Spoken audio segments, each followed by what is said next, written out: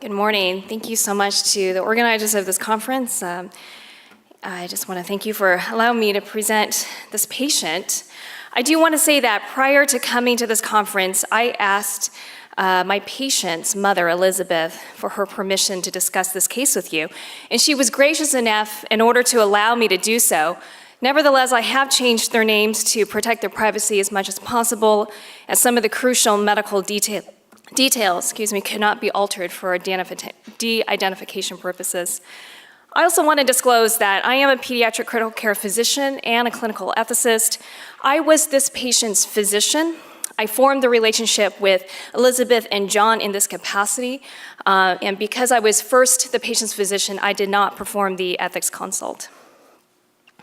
So the main question that I want each person here to think about as I present this case is, what must a spiritual or moral belief have in order to compel non-practitioners of this belief to respect it, especially when this moral belief is used to justify medical decision-making? Or in non-philosophical terms, is Elizabeth, John's mother, a person of faith with a right to protection, or a delusional person with the son that society needs to protect from her?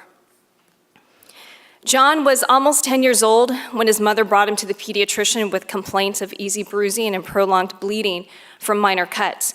His platelet count was very low, and on his 10th birthday, he was admitted to the hospital for a workup. He was diagnosed with severe aplastic anemia, started on immunosuppressive therapy, but unfortunately, his counts did not improve, and he was going to need a bone marrow transplant. Our transplant team discussed this procedure extensively with Elizabeth. They also discussed her spiritual beliefs and the coping mechanisms she and John were using to deal with his diagnosis. She consented for the transplant, although she did so with some hesitation. And I do want to say that the time frame between when John first had symptoms of the aplastic anemia and when he was admitted to the hospital for his transplant was about 8 months.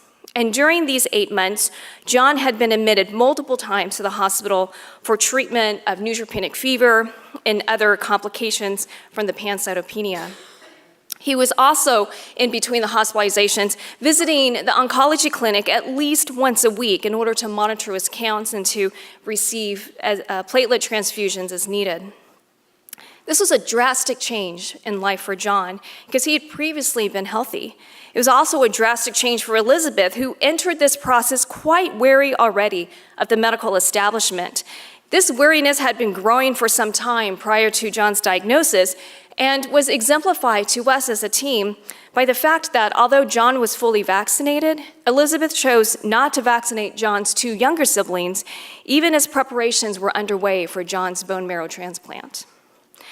John did fairly well post-transplant. He had few complications, but none that the team felt were out of the ordinary, and he was discharged home 3.5 weeks after his transplant. 4 months later, right before his 11th birthday, John developed hypertensive emergency and was hospitalized for treatment. He spent yet another birthday in the hospital, and the transplant team diagnosed him with transplant-associated thrombotic microangiopathy, or TMA. This is a rare complication with a fairly high mortality rate. TMA severely affected John's kidneys, producing sustained high blood pressure, but this blood pressure could easily be controlled with a continuous IV infusion of an antihypertensive medication. But the goal was to get him out of the hospital and back home as soon as possible, and so the team wanted to transition him from IV medications to oral medications. But this transition was very difficult. First, John was very picky about how he wanted to take his medications. Second, he developed gastrointestinal dysfunction, and he alternated between having diarrhea or constipation. And of course, this wasn't helped by the pickiness around his diet. Elizabeth's concern and distress increased with each change in perceived side effect, and each side effect or perceived alteration from normal became magnified. And at one point, John was on 5 oral antihypertensives and still required a drip in order to control the blood pressure. In an effort to get him off of the drip, the team decided, let's just tolerate higher blood pressures, and let's, instead of taking the blood pressure by the cuff, because by this time the arterial line had been discontinued, instead of taking the blood pressure by the cuff every 5 or 10 minutes, as Elizabeth seemed to be wanting, let's just take it every 30 minutes or about an hour. Well, it was about this time that John had a seizure, likely a complication from poorly controlled blood pressure, which was likely because of the poor GA absorption of the 5 medications he was on. You know, John had become very specific by this point about how he wanted to take his medications. He wanted to have his pills wrapped up in pieces of fruit roll-up. And in an effort to improve or increase John's participation in his care, the team had been giving him his medications this way. Unfortunately, these medications were not absorbed, and they were excreted from his GI tract intact, still encased in their fruit roll-up shrouds. So the team met for a reset of sorts with Elizabeth. The oral medications were discontinued, the IV drip was continued, and over the next few weeks, the team focused on other medical problems and issues that needed to be addressed. They allowed Elizabeth as much discretion as possible, but at the end, these 2 last challenges were the continuous drip, this transition to the enteral medications for high blood pressure, and the need for a renal biopsy in order to assess for long-term kidney damage. Elizabeth continued to say no to enteral medications, and although she initially said yes to the biopsy, she then changed her mind and consistently said no to the biopsy. And this is when John became my patient on the ICU service. I de facto became his primary ICU physician, and I met with Elizabeth multiple times alone and with other services to understand her point of view. I also tried to speak with John, but after spending 2 consecutive birthdays in the hospital and months long into yet another hospitalization, he was so over trying to form a new bond with yet another doctor.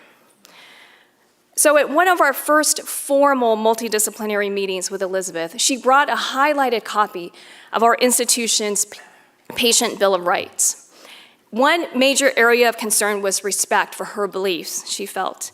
And the area she highlighted read, quote, "The patient has the right to respect for cultural, psychological, spiritual, and personal values, beliefs, and preferences," end quote. Pretty boilerplate language, but this was a bit jarring for us. Because here at Loma Linda University Health, we're a Christian organization, and we do take care to ensure that people of all faiths are represented, not only in our clinical staff, but also in positions of leadership. We have an associated school of religion that runs a Center for Understanding World Religions, and this center provides programming and education on the intersection of religion and health. So this accusation gave us pause. In the midst of our, wait, what? Moment, we encouraged Elizabeth to continue to share her concerns with us as we worked on rebuilding trust. So from Elizabeth's perspective, she didn't want to be on the oncology floor. She wanted to be in the ICU floor because she perceived the care to be better in the ICU. She felt like the clinical team did not acknowledge that her son had suffered side effects as a result of the team's medical decision making. She felt like the team was very dismissive of her beliefs and was disrespectful of her and her rights as a parent by changing medical treatments without prior notification.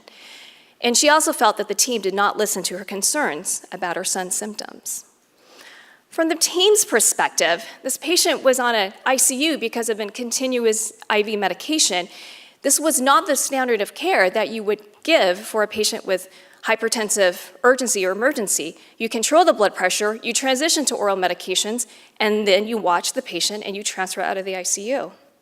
The team, from their perspective, was bending over backwards in order to allow mom to practice her spiritual beliefs. There were crystals and specific placement of crystals that we are allowing, or the team was allowing mom to put. These crystals were not touched or disturbed. We were allowing her to use aromatherapy. She was giving CBD water to the patient. There were specific cleansing rituals for the room that we are allowing the mom to observe. And in fact, we are allowing mom to do certain things that we were not allowing other patients' parents to do at the same time.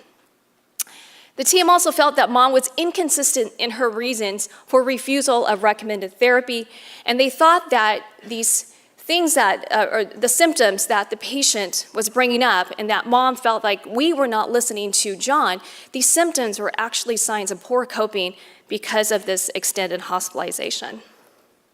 When we talked about mom's spiritual beliefs, she definitely had an unorthodox view. She believed in disease as a balance of good and bad, that good energy was restored doing specific rituals, that she had a unique ability to read the universe's energy, and that the team was not listening to her input and listening to the balance of energy when they were deciding to do certain medical interventions. She practiced her spiritual beliefs with her children, but most notably, her mother, or the patient's grandmother, did not share these beliefs. So rebuilding trust was not a quick process. I'm sure every clinician in this room can relate on some level, but this was not just another difficult patient encounter. This was a mother who deeply loved her child, who held individualized, unorthodox spiritual beliefs that dictated her spiritual or her decision-making.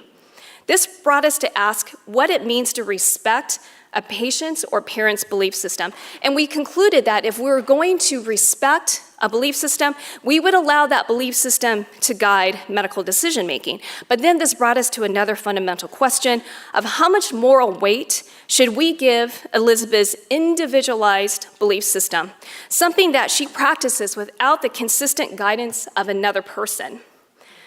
During one of our conversations, I asked Elizabeth whether she felt like she could speak to her spiritual leader or spiritual guide, somebody that she told me she had a long-standing relationship with. She replied that she only sought spiritual guidance when she absolutely needed it because she has to pay her spiritual advisor for advice, and she couldn't afford more frequent conversations. It was heartbreaking for me to hear this. Over the next few slides, these are all in your syllabus, but these are the questions that we wrestled with and we raised and we considered. And after much thought, we distilled our thoughts into 3 considerations as we moved forward. The first is that not all belief systems are equal. Medicine in and of itself is a belief system, but all belief systems need to be held accountable to external facts and to treatment goals. We should not say that one medical decision based on one belief is equally valid to another medical decision backed by a competing belief. The biggest example of this was the transition from IV medications to enteral medications. And I say enteral because by this time, John had had a G-tube or a feeding tube placed. Ostensibly, the treatment goal was to get Elizabeth and John home, and this was agreed by both us and by both Elizabeth and John. But Elizabeth's desire to continue the drip until the universe's energy healed John's kidneys was not, in our opinion, as valid as the decision to give John enteral medications because the efficacy of the latter option was much higher than the efficacy of the former option in achieving the goal. The second was that we felt that the belief system should exert moral discipline on the believer and produce a consistency of sorts in decision-making. Elizabeth could not blame our belief in the medical system for every bad outcome, but yet at the same time take credit for reading the universe for every good outcome. And we said this not because we were trying to take credit for good decision-making, but because we were trying to hold everybody to the same notion that first you take responsibility and then you reap the glory or the pain. We felt that this was consistent with our Christian philosophy and with how we would treat all religions, not just Elizabeth's belief system.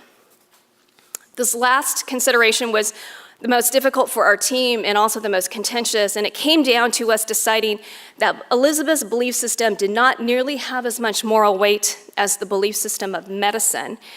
And this was because we felt like the moral weight increases with the number of believers and the longevity of the system. And this came into focus over the renal biopsy. Our nephrologist assured us that the renal biopsy in John's case is standard of care. This recommendation was backed by a belief system with many adherents and many believers.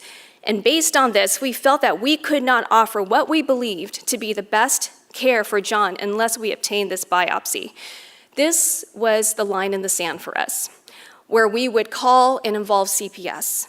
If Elizabeth refused, we would go to court to ask for permission to do the biopsy, although we really didn't want to, as we were well aware of the ramifications of doing so. Well, in the end, we were lucky, not good.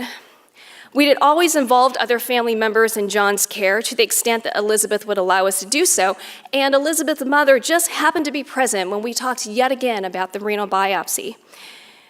Elizabeth's mother turned to Elizabeth and said, "Your spiritual beliefs are blankety blank." Elizabeth agreed to the renal biopsy. It was done and scheduled. We started medications within days of the final biopsy, stopped the infusion. He was home less than 2 weeks later. I am happy to say that John and Elizabeth are currently doing well. John has not been hospitalized since his discharge. But going back to our considerations, how do they hold up? We were lucky, better lucky than good, but if we had to go to court, would we have been in the right position? And finally, I was asked by a team member why we were putting so much effort into this case. When I tried to answer this question, I ran across a startling statistic from a 2012 Pew Research survey that stated roughly 20% of Americans overall and 30% of Americans under 30, which Elizabeth was in this category, state that they have no religious identity. This means that they are spiritual, but not religious. So I think in this climate of choose your own spiritual adventure, such cases such as this will actually become more common, not less common. And that, in my mind, is the reason why we need to put effort into these difficult cases. Thank you.